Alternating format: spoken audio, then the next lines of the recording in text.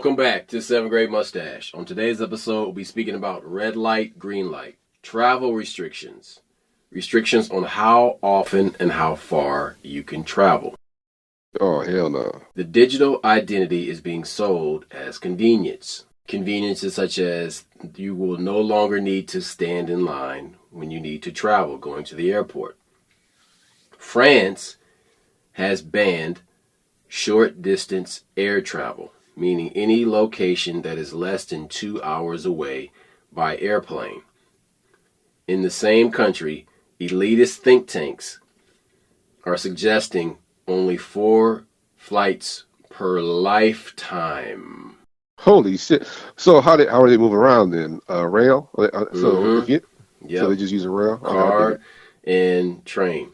Not 4 flights per year, 4 flights per lifetime. They are using fake polling data to plant the idea of public compliance. So then, once they bring this up in a news story, they'll say that there are talks to consider restricting air flight travel for blah, blah, blah, blah, blah. And then they'll say, well, due to public polls, 70% of everybody under 30 years old is okay with it. And I'm like, wait a minute. You're planting the idea in people's minds. That's gaslighting.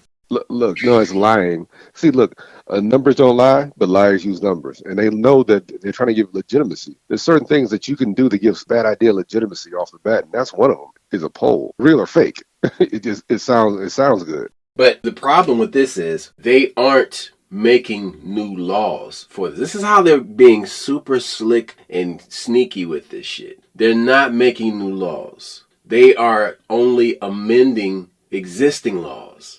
So by going and modifying what's there, they don't have to go before a government body and vote on these things. They're just changing laws. They're having their people that they have planted within the government change these pre-existing laws for them. They're editing what's there already.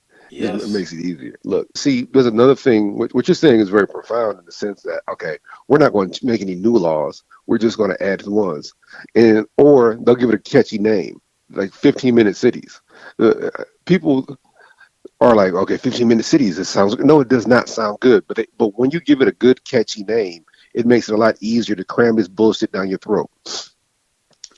A 15-minute city is nothing but a wallless prison. It's a prison without walls. You're not allowed to go anywhere. You only can do things at a certain time. How is that any different from Palestine? Palestine is sitting there. They can't go anywhere. They got fucking machine guns posted without people. They literally can't go anywhere. And so that's a 15-minute city. That's a prison.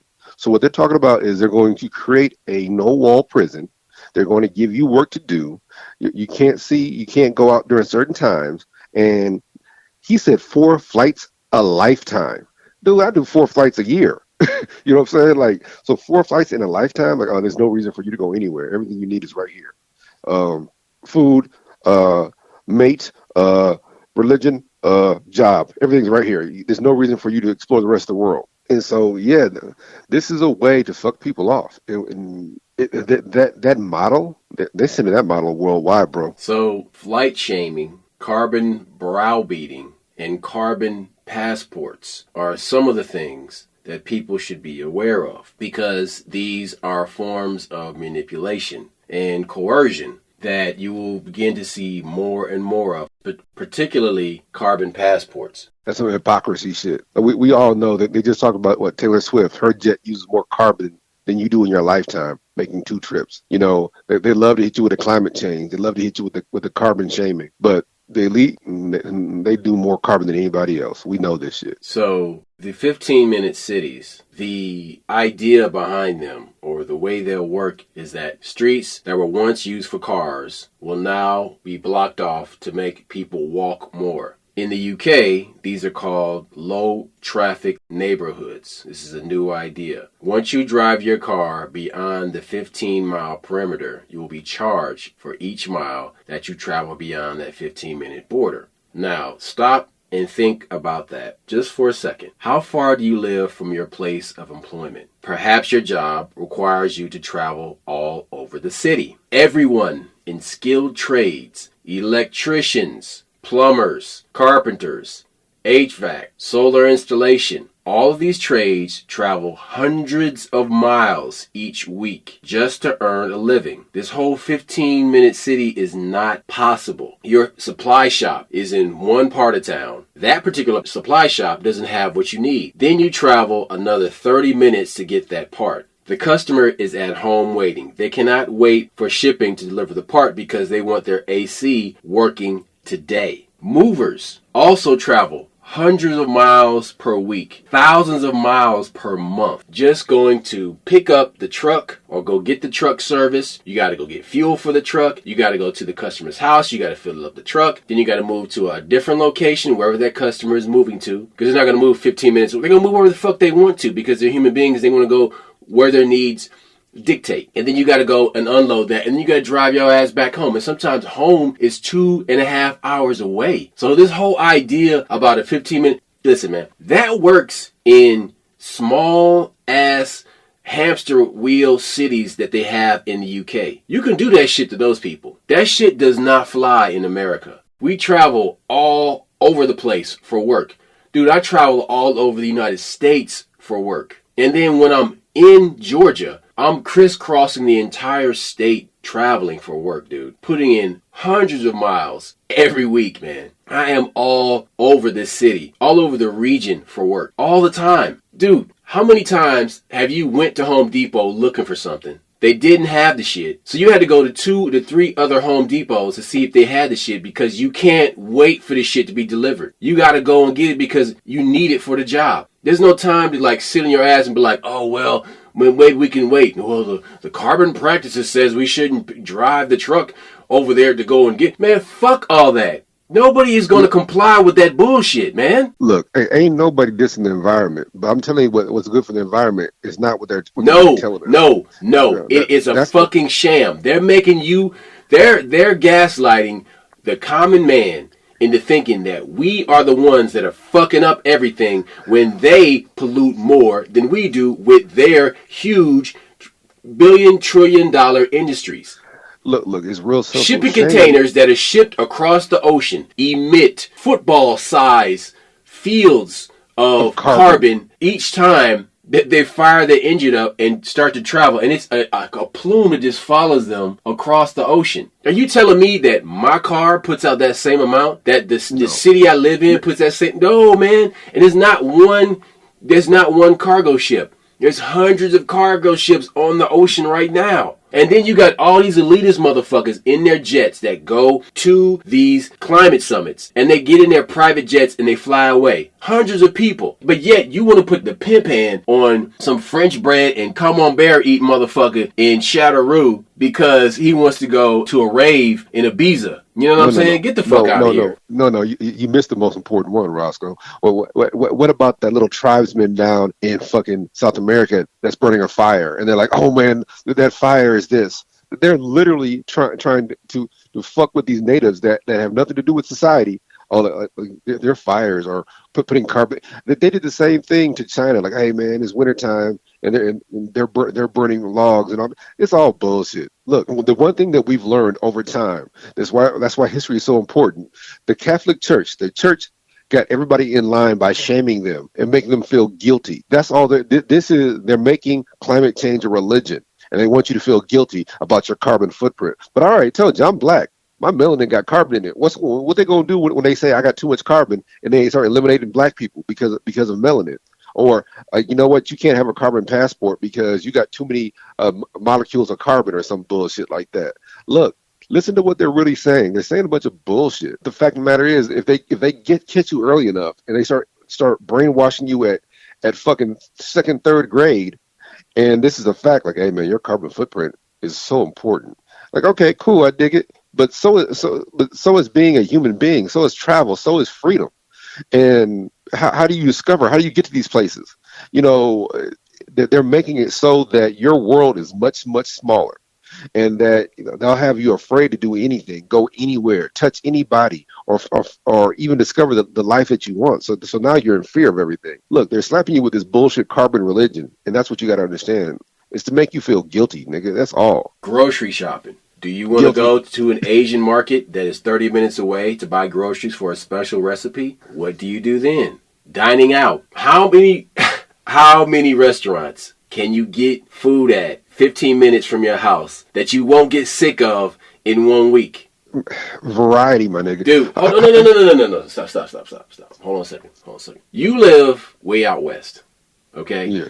Within 15 minutes, can you name 5 places that you could eat at for the rest of your life? Oh, no. Hell no.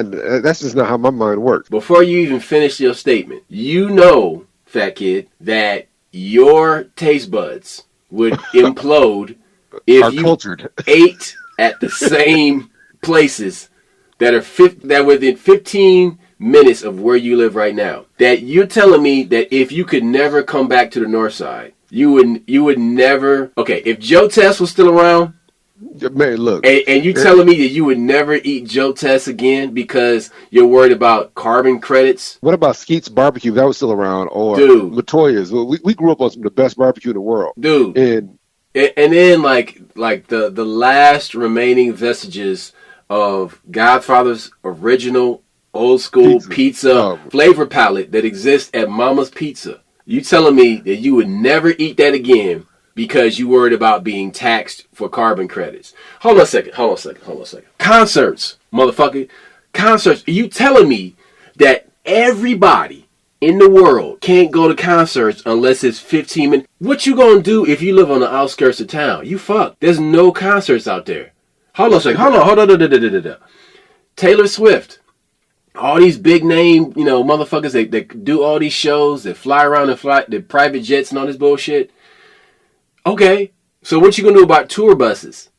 So are tour buses carbon friendly? Those going away too? Cool. All right, fine. But what about all the Swifties that want to go to her concert and these are all little white girls out in the country. What they gonna do? But hold on a second. So then what happens? Either you have a person that gets paid to be a reenactor, a Taylor Swift reenactor, or you have these virtual venues that people go to. Like, you know what? I really think the whole movie theater thing that they're doing right now with these movies at the concert movies at the theaters is testing out to see if they can get people to go to watch these live acts in the theaters instead of going to a live show. Hold on a second. That's the biggest hustle in the world. Watch this though. Are you telling me that the nightclubs in your part of town are good enough for you and your wife and your people? Are you telling me that you would never go back to the north side to go out? You got me fucked up. So you telling me I can't go and kick it with my folks because of carbon credits? I can't go have drinks with the homies because, hold up. So you telling me all the sports bars that you want to go to are 15 minutes away from your house? Nigga, we was in high school. We went to go see Martin live. It's not the fucking same. Like, hold that thought. Sporting events. That's what I'm trying to tell you. College football. Dude, are you trying to tell me that Nebraska football stadium with 100,000 people, one of the largest college football stadiums in America, where do you think all those people are coming from? You think they're all 15 minutes away from Lincoln? You are out of your fucking mind, dude. And they're making it seem like it's a good idea. And here's another thing that me and you talk about that nobody else wants to talk about. So I'm putting this out there. Look, so say, for instance, this 15-minute city. So now you got DoorDash, you got Uber Eats and all this different other shit. You got Uber drivers where they don't want you to have cars. Don't forget, they don't want you to have cars.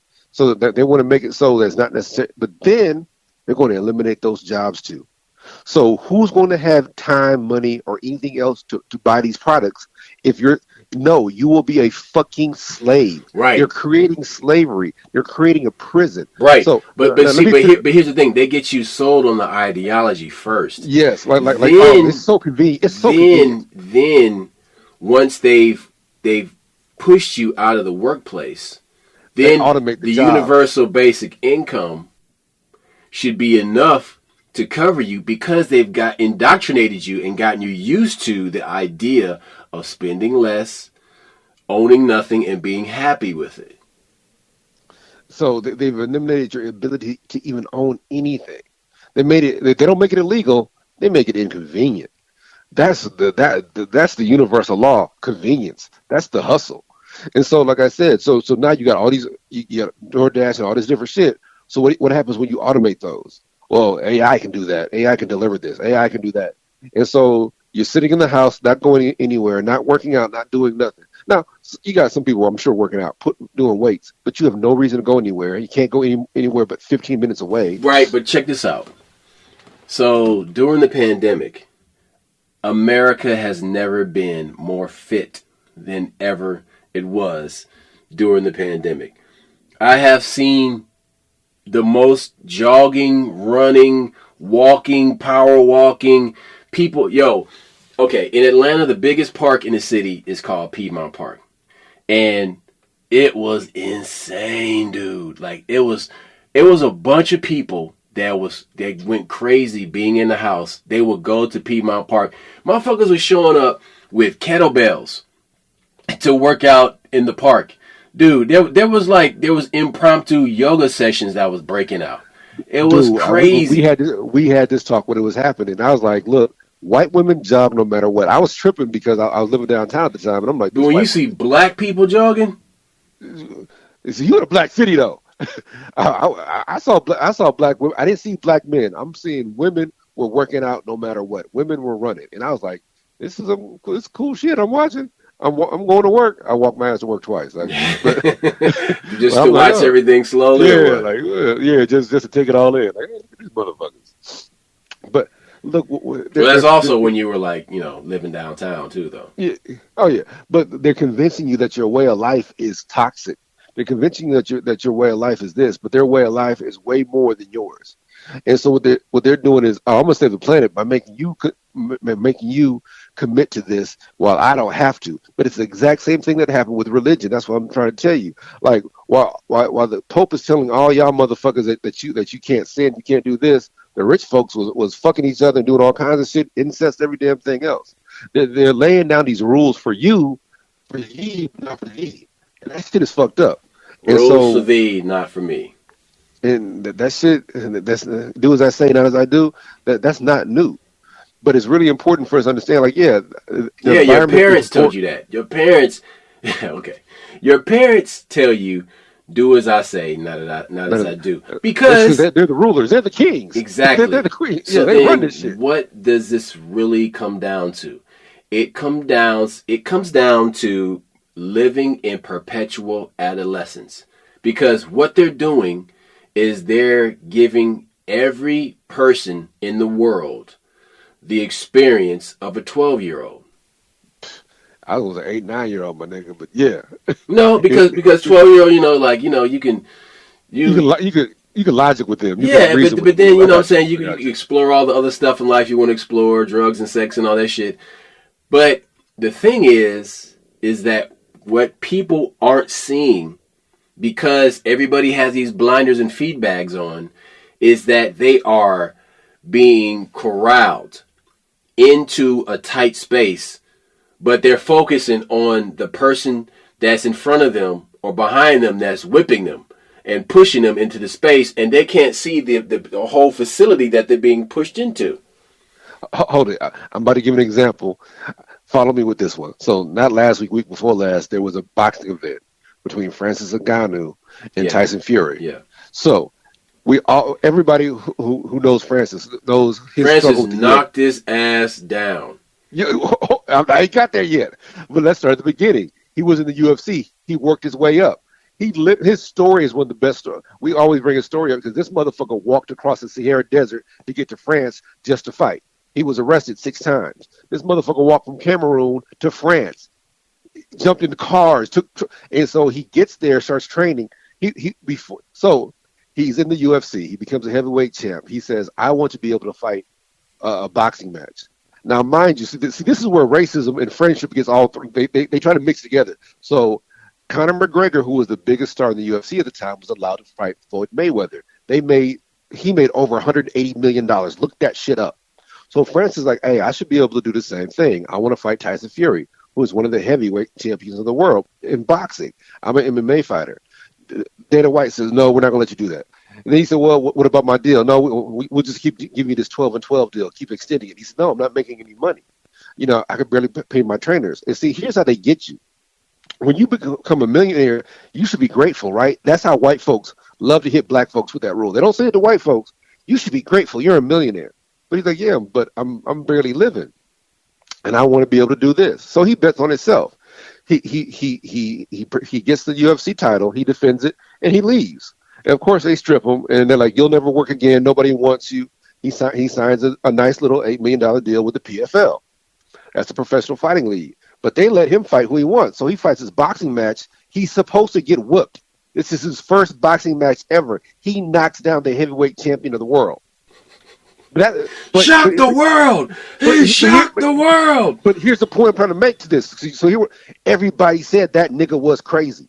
See, we're so captivated that we're in prisons that when somebody tries to be free, we call them crazy. That nigga crazy. He trying to be free. Who the fuck you think you is trying to be free? And he showed what happens when you bet on yourself and you're free to make your decision. Now, all of a sudden, he's about to get a couple more boxing matches. Boxing matches on that level pay way more, and he didn't have to work his way up. He didn't have to have 35 fights just to fight the heavyweight champ of the world. He fought him, knocked him down. Now, let's talk about the numbers, because there are going to be some people says Tyson Fury had more punches. He had 72 landed punches. Francis Ngannou had 59. So let me explain something to you. When you're dealing with a counterpuncher, watch that first Holyfield Lennox Lewis fight. Emmanuel Stewart cusses Lennox Lewis out in the middle of the fight. He's like, "You're not fucking winning." He's like, "No, I'm winning, coach." "No, you're not." He's a counterpuncher. Sure enough, as soon as Holyfield counterpunched and knocked that nigga on his ass, it was a different fight. And it came out to be a draw. Like, that wasn't a draw. Lewis landed more punches. No. Holyfield was waiting. Holyfield took that damage because he wanted to deliver a couple counterpunches and would have knocked his ass the fuck out. He tasted his power one time. So when you see those numbers for that fight, yes, Tyson Fury had more punches, but if you pay attention, Fury was scared. He couldn't do his game. And Francis won that fight based on the fact the knockdown. So he won probably 4 rounds. It should have been a draw at best. But so what we're telling you is that when they manipulate your mind, when they have you so confused that you think that doing the right thing is the wrong thing, when you think that flying somewhere is a bad thing, when you think driving down the street is fucking up the whole environment, but they can fly they fly to meetings. These motherfuckers deposit more carbon in the air when they fart than anything else. That's the hustle. They got you feeling guilty to be yourself. They got you feeling guilty to do this. No, Francis, like, I ain't feeling guilty. Like, I'm the best in the world. Like, you can't convince that man he's not great when you walk across the fucking Sahara Desert to go to Europe to train. So you can't tell him he can't do shit. He's like, no, man, my people are smarter than you. My people are stronger than you. I was in Cameroon. I know what I can do. So yeah, Dana White wasn't used to that, and he had to get rid of him. Dana wanted to get rid of him because I don't need you infecting my other slaves. My other fighters. That's that Willie Lynch shit. So yeah, brothers and sisters. All those UFC fighters are now looking at Francis Ngannou, thinking, my nigga. But the Diaz brothers did it too, but they just didn't do it on that level. They didn't walk off with belts.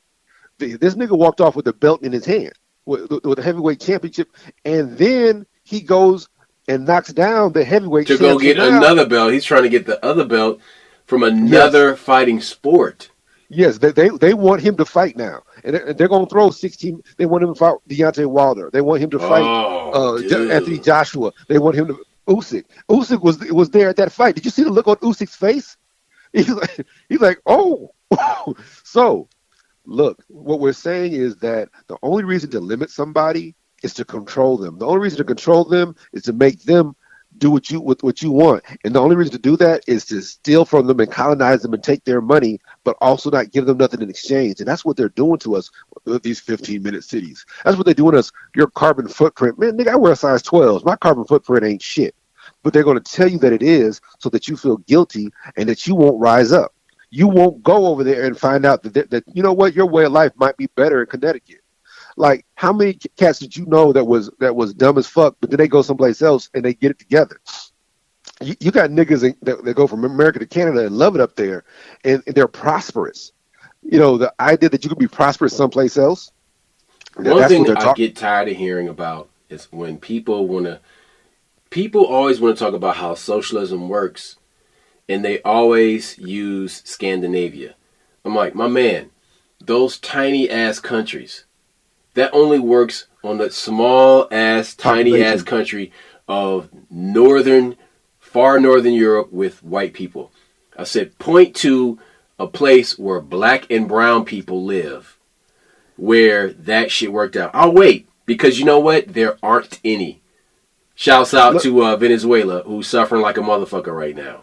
well, look. They only tell you about the part that works. They're only talking about the healthcare. They're only talking about the jobs. Them motherfuckers have much more freedom than they realize because, okay, my I, parents own this. but listen, I brought this up for a reason because to shake things up and change it, you can't have a 5 year plan. You have to have a A 100, 100-year 100 year plan. plan. And part Yes. of that 100-year plan involves removing capitalism.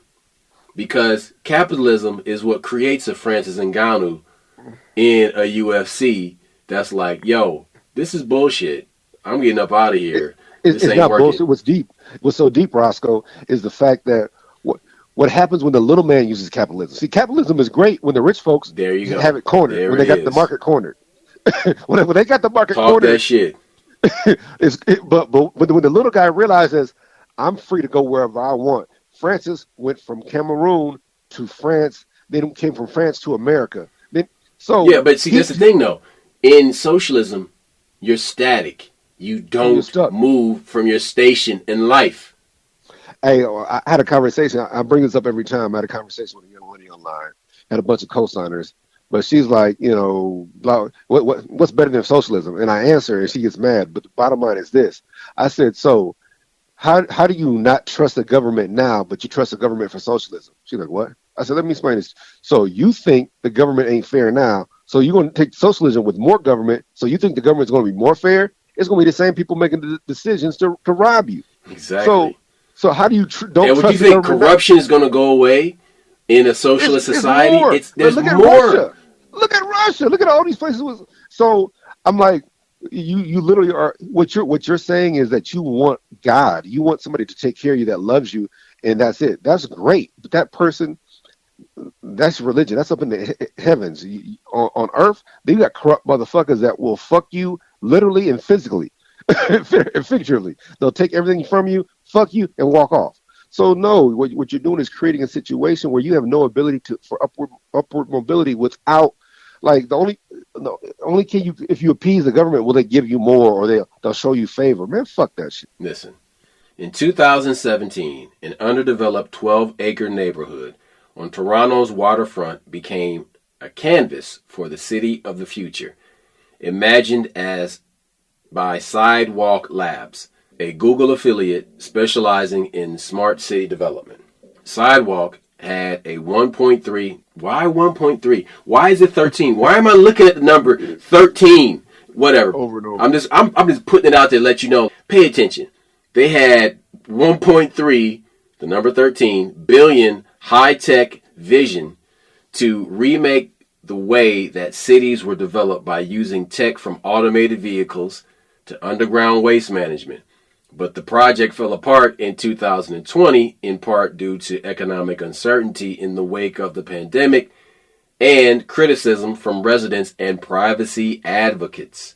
Sidewalk Labs ultimately pulled out of the project entirely before being reabsorbed into Alphabet in 2021. The project was arguably the most high-profile failure in the short history of smart city projects, with ripple effects for smart city endeavors beyond Toronto. So, throughout this project, when you see the trust begin to fall apart between Sidewalk Labs and the group called Waterfront Toronto, you see the breakdown of trust.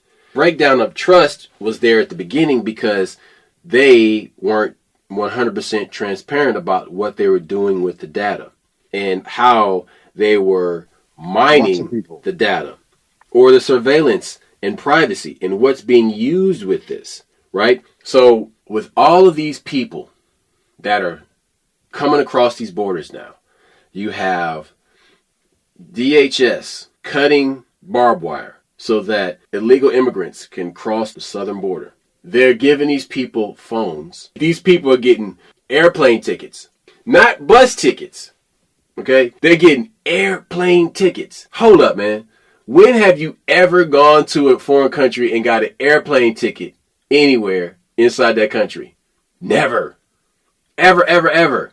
And then the crazy part about it is, hold up. Who did you duct tape? Did you buy these motherfuckers plane tickets? Did you know you paying for their plane tickets?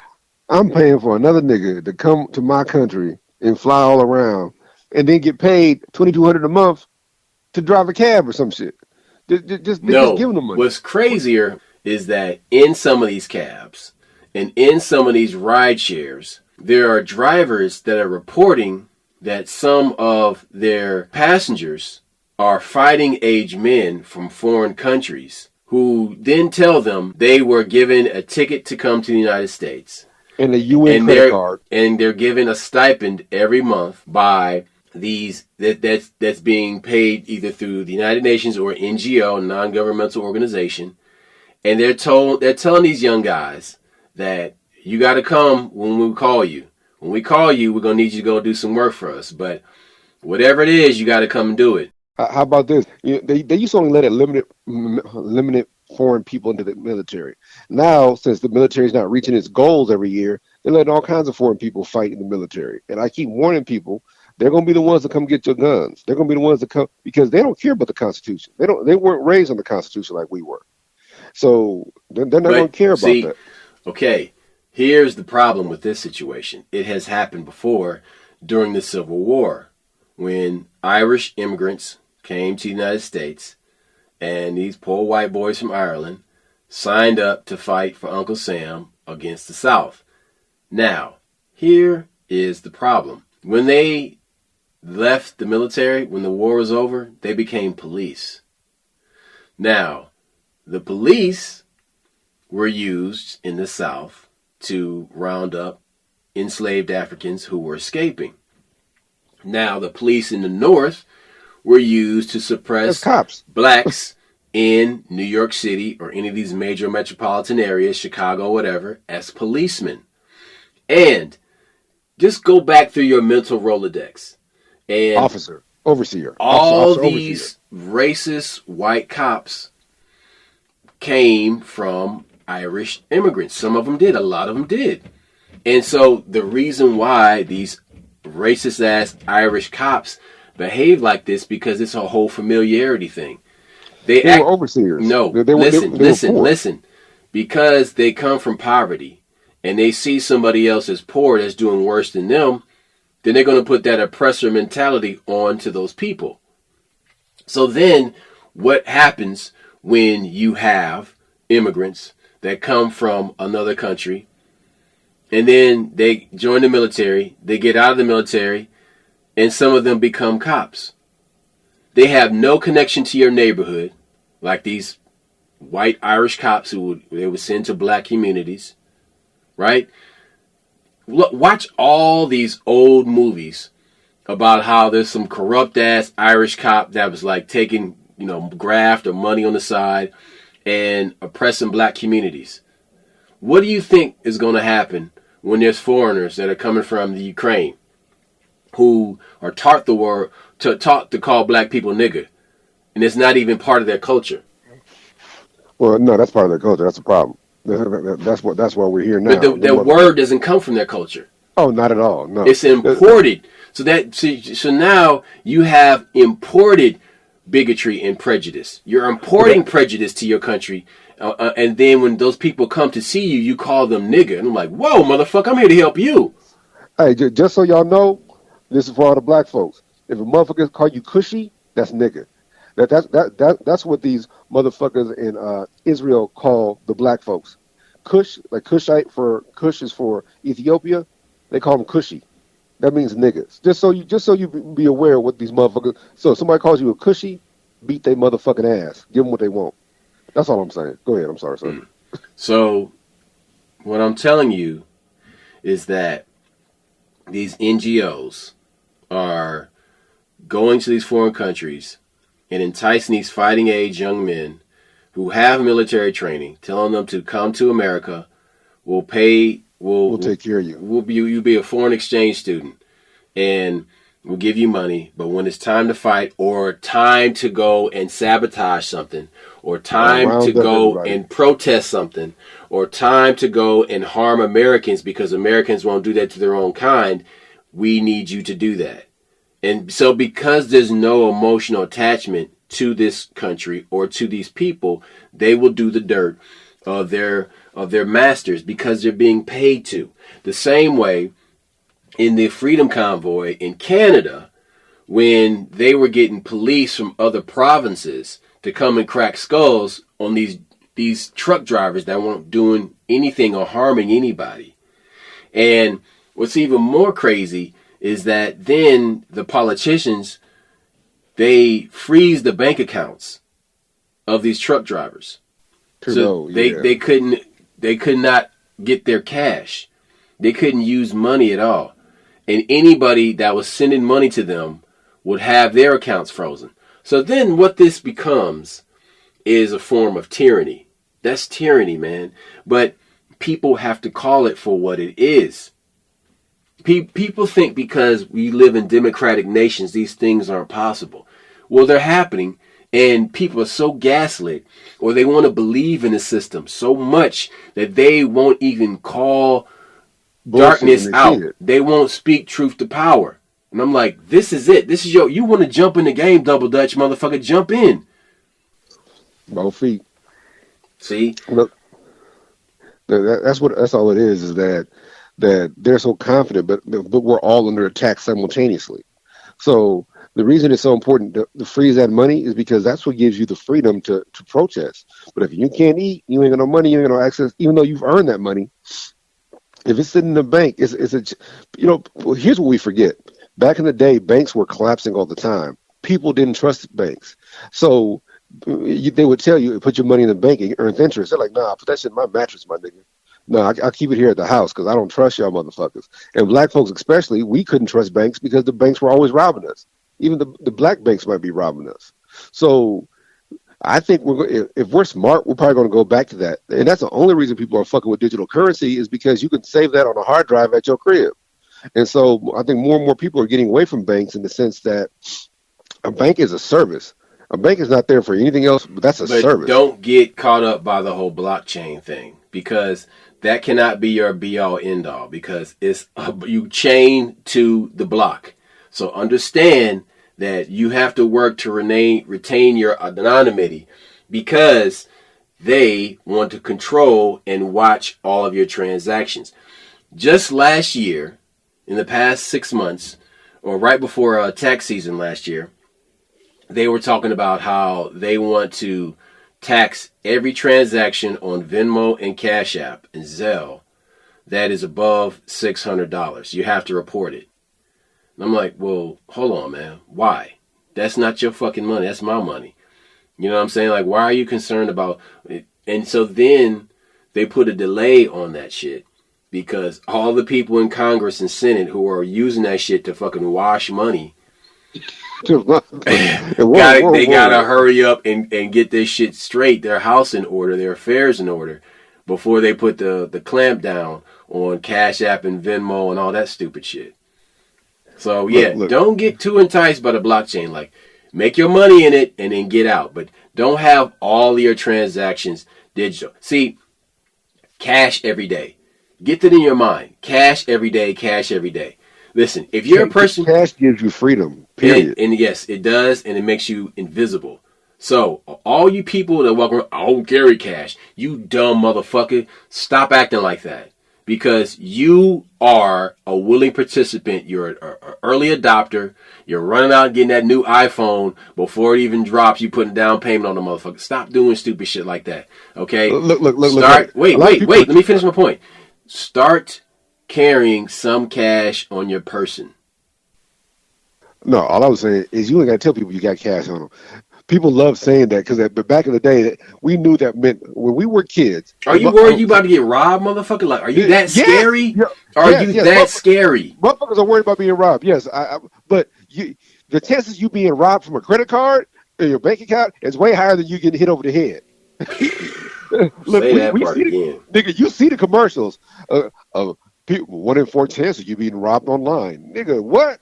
So back in the day when you heard that shit, that was a way of saying all I do is I carry American Express, I carry Mastercard. You know that was it was. I'm rich, nigga. I don't walk around with cash. And I was like, look, you ain't got to admit that you got first things first. You ain't got to tell nobody you got cash on them, but you need cash. Cash is what makes you invisible. The transactions you do with cash aren't taxable. The transactions you do with cash are nobody's business but you and the person you're doing it with.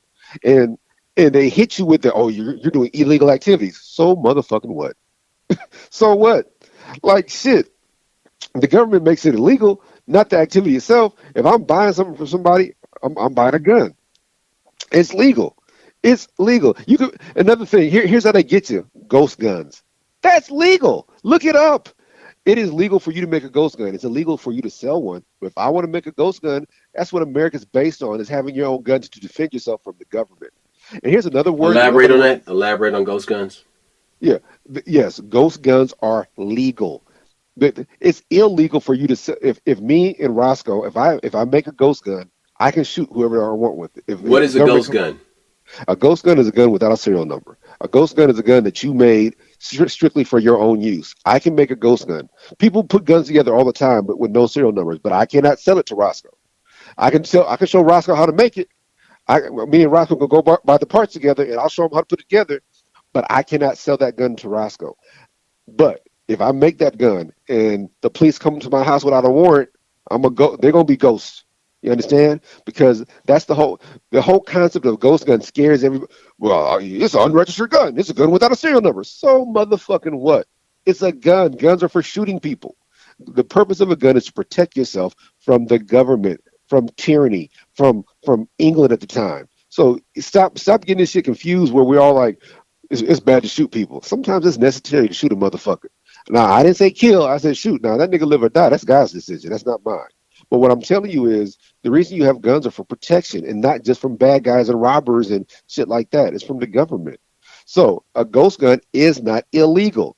But look at these Democrats since they want to take your guns. Look at these Republicans who tell you that the guns are safe, but then they make a bump fire stock is illegal. Then later on, once they get sued, they become legal.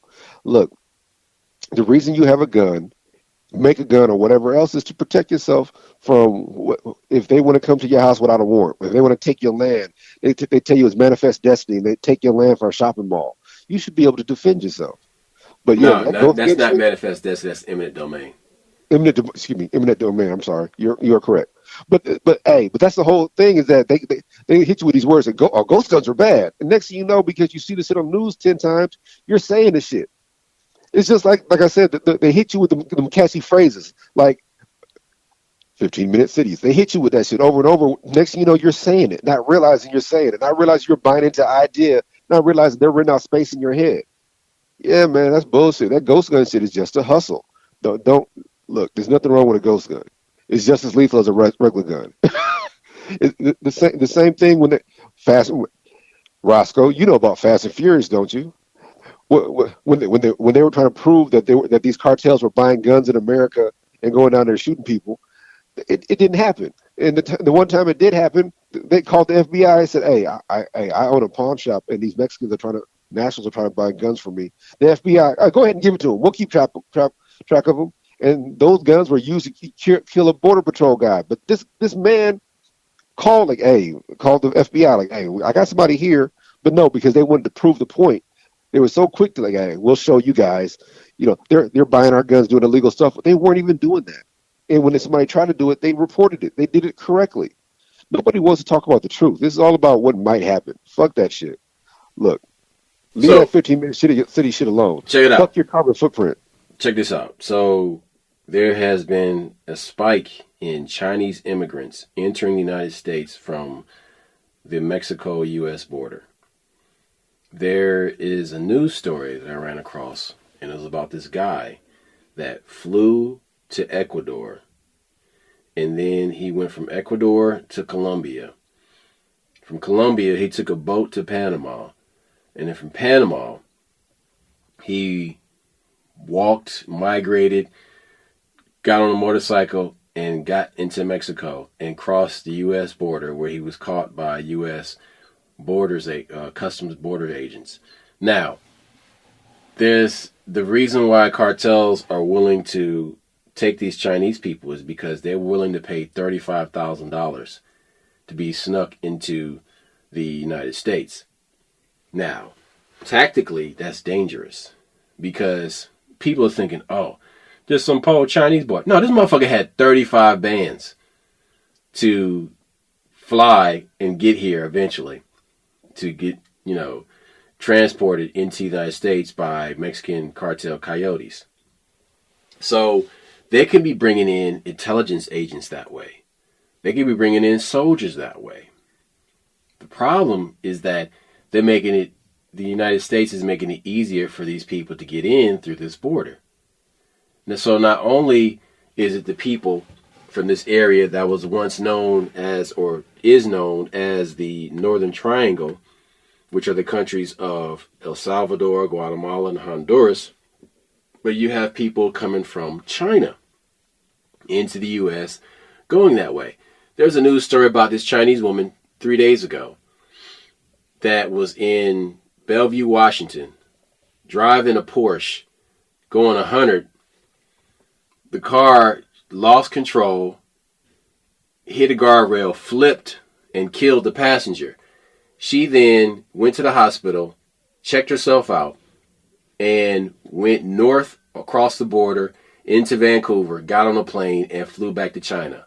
Her bail was $2 million. And there is a warrant out for her arrest.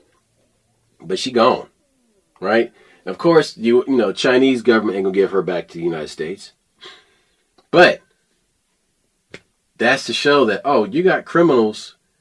You got all types of criminals. You got white-collar criminals. You got these tech criminals. You got military criminals, intelligence agent criminals that are coming over here through the border. Joe Biden was talking all this bullshit about, I'm not going to build another wall. Now he's like, well, I can't do anything about it, so we're going to build some more of the wall. I'm like, y'all full of shit anyway, man. Y'all don't want to solve the problem. You just want to present the idea of tension, that you're going to do something about the problem. But you don't give a shit about the problem. But all of this is being done by agents of chaos. Now, these people, these Chinese illegal immigrants, they're being funded probably not by George Soros, but by the Chinese government.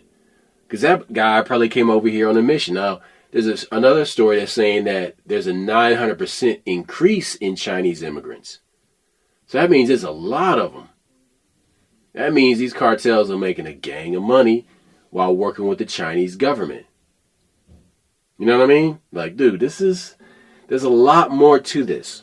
We just saw that thing with Prize. With Prizewell got arrested for taking that money from Joe Fat or whatever his name is. Look, basically, Chinese government. Yeah, basically, a Chinese national donated money to an American politician, but he did it through him. And so, some of us don't know we're spies. Some of us don't know that we're also. Oh, that motherfucker knew he was a spy, because once you become a millionaire in China, No, I was referring to Prize. You get paid. You being controlled by Chinese government. Yeah. I'm saying Prize didn't realize that he was being manipulated. No, that motherfucker knew he was being manipulated. Trust me. The same thing when you go through over that border. Sometimes, and let's see this nigga make it. Then they bring people behind you, or you're bringing information. Don't even realize you're bringing information. Some of y'all stupid. You're a spy, but you're still being used. How's that? You're getting used worse than you realize. That house Negro shit. Like, yeah, I know I'm being manipulated. No, you don't. You're worse than you ever imagined. People love they wallow in their ignorance. They enjoy being ignorant. They love it because then you're not responsible for your mistakes. Well, but again, there's different elements to this game. So all of this is part of a demoralization campaign. So you can't forget that Yuri Bezmenov told a reporter in Canada a long time ago in the 80s, listen, this is how it's going to go down. This is what's going to happen. We've seen this before. We've used this before in other countries. It happened much faster. With America, it just takes longer because it's so big and it's complex. So you have the demoralization campaigns with, the music and entertainment and the MK Ultra. There's patents that you can look up that show you how they have encapsulated thought control in a file form, in an audio file form. That's one part of it. Subliminal messaging, all that shit. That's one part of it. And then, see, it's like layers of lasagna. You got to have different ingredients and layers to make that lasagna cohesive and like melt together to be this beautiful palette of flavor. Well, their lasagna, same thing when they take over. Their lasagna of domination is layers and layers of MK Ultra, of people fighting with each other, of weakening the strength of the security of the country, making people not want to fight to protect the country, bringing in people from the outside and dangling the immigration carrot in front of them. Then you take away the rights of the people. You demoralize the men. You take the fight out of the men. You make the men lazy and they don't want to do anything. They don't want to fucking work. You make them soft. You make the hard times that are created by the soft men. And it's this lasagna that has all these different layers that are meant to deliver this symphony of dark arts flavor to you. Look, here's something that me and you always talked about in our early podcast. I should say more of our middle episodes was when everything's connected and everything can't be connected. People will literally argue with you. I get it, but when people would argue with you about this shit. Well, everything being connected, like this is connected. Because sometimes you can't. So you're telling me that? Like, give me an example, like which episode that like somebody would argue about how shit was connected. Damn, I can't. We were on like we were on our 23rd episode. When you look at how we won different things, slavery. I didn't know what they were doing at that plantation over there, but I knew all of us were trying to get free. I didn't know we didn't have to have communication. But on the flip side, those slave masters, they were controlling every aspect. Even though this slave master doesn't know this slave master, they knew that our agenda is the same. Sometimes things don't have to be connected. They don't have to communicate directly for things to be connected. And when you sit here and realize that them freezing your money affects your freedom, that if you protest incorrectly, they can freeze your account. Or in China, they have that social grade shit where if I do something right, they'll give me a point. Yeah, I get it. China might not have anything to do with what they're doing over here. All these different governments have the same agenda, is to control their people. And they'll do it by different means. They use different things to sit here and control you. And that's all this shit is about control. So when somebody says it's not connected, yes, this shit is connected. When you find out the Rothschilds were related to this, or you find out about the Black Pope, or when you find out about, in England, London has more money than the rest of the country, and they're the banking aspect of the Trilateral Commission. America is the military. Italy, the Vatican is the religious aspect, and London is the financial. Yes, it's all connected. It's loosely connected, but they all have the same agenda going back generations. So yeah, whenever people try to tell you, oh, that can't be connected. Yes, if you give me 5 minutes, I'll show you how the banking clan is connected. I can show you how the Rothschilds are connected. I can show you how Israel is connected. I get it, it's sick. I get it that it's scary, but all this shit is connected. It might not be directly connected. I might not be able to call the police and have them tell me what's going on in Israel. I get that. But all this shit is connected. The reason Israel is so powerful is we needed an ally in the Middle East. But then that ally has infiltrated our government. So now what? For those of you that are still listening to this show, even though they shadow ban the fuck out of us. All the time, yes. There's some episodes I think you should go back and you should listen to. If you're one of those people that are so indoctrinated you can't see the interconnected nature of the mechanism that controls our life, I want you to go all the way back to episode number 3, Stockholm Syndrome. I just listened to it. I want you to listen to episode number 9, Attack the Black Man. That was a good one.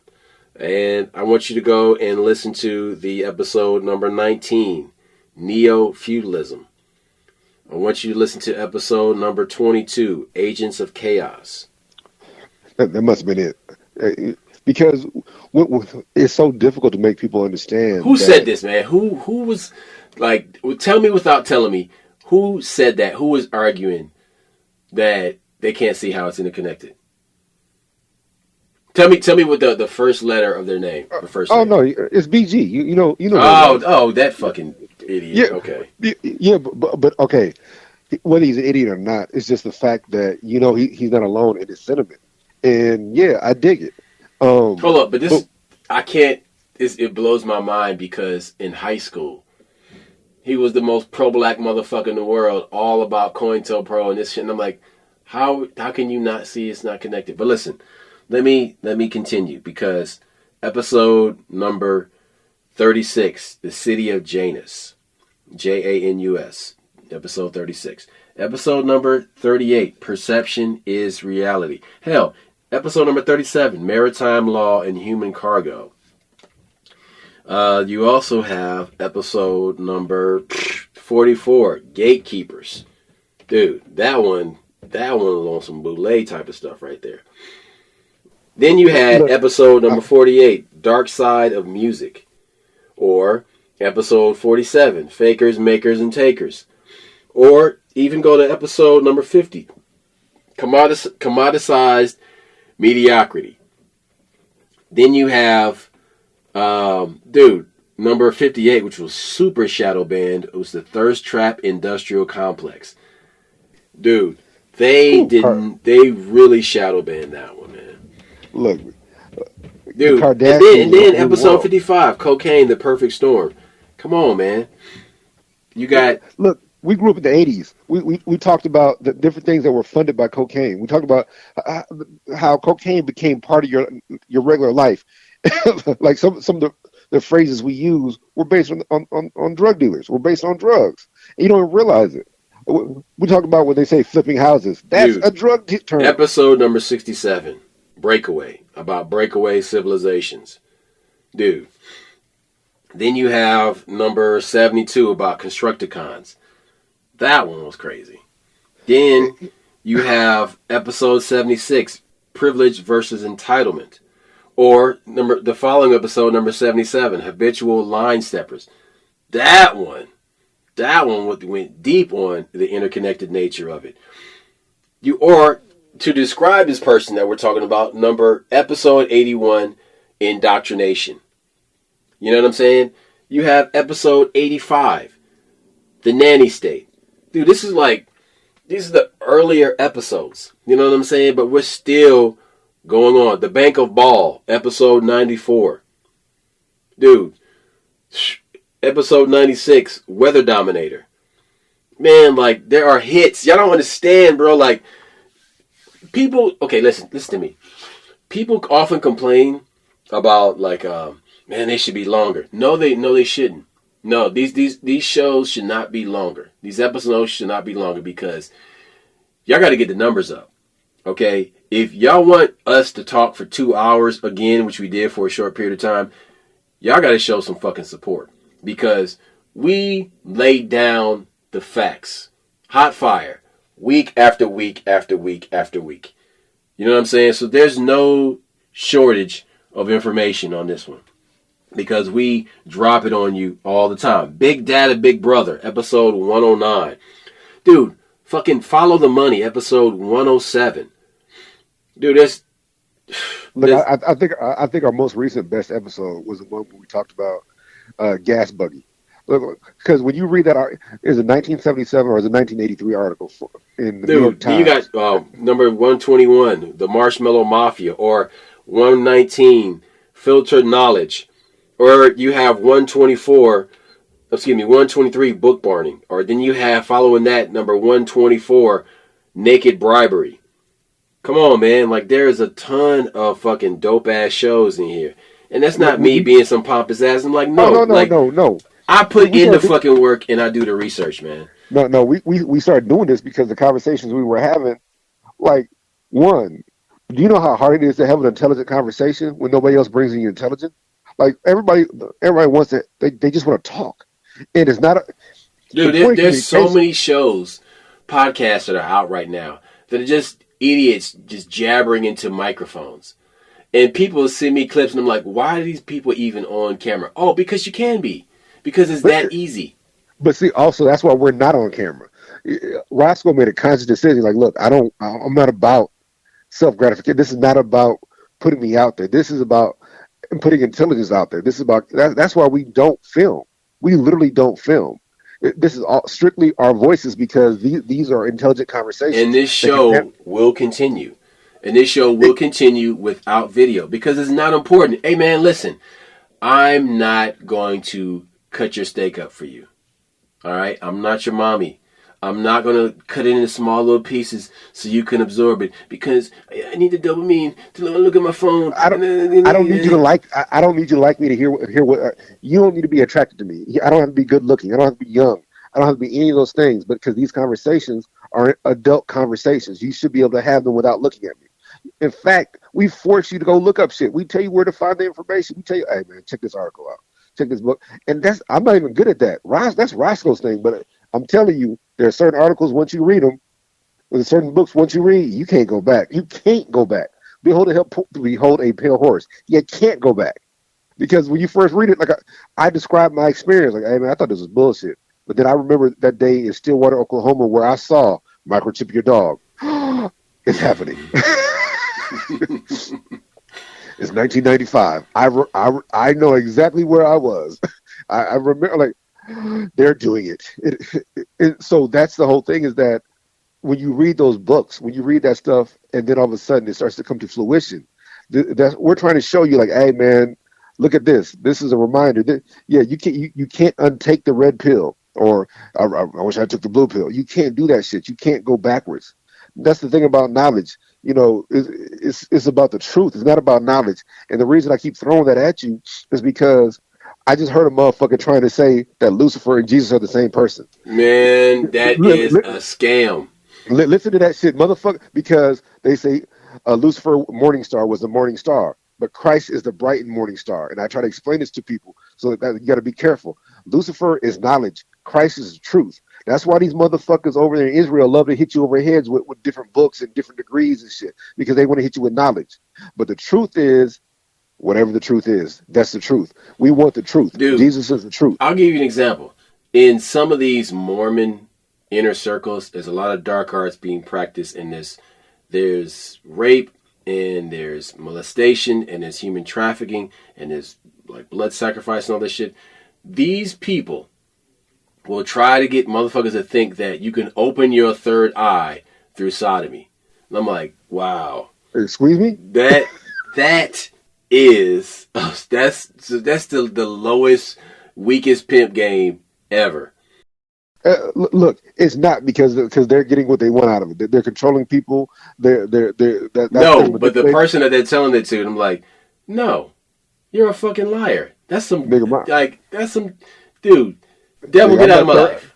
Yeah. I'm that third eye blind nigga. If that's what it takes, I'll be third eye blind for the rest of my life. But no, what it is that they're promising you knowledge. They're giving you a little bit of knowledge, and you want more. And they use that against you. Like, hey, see, if you want to achieve, if you want to ascend, you got to do this.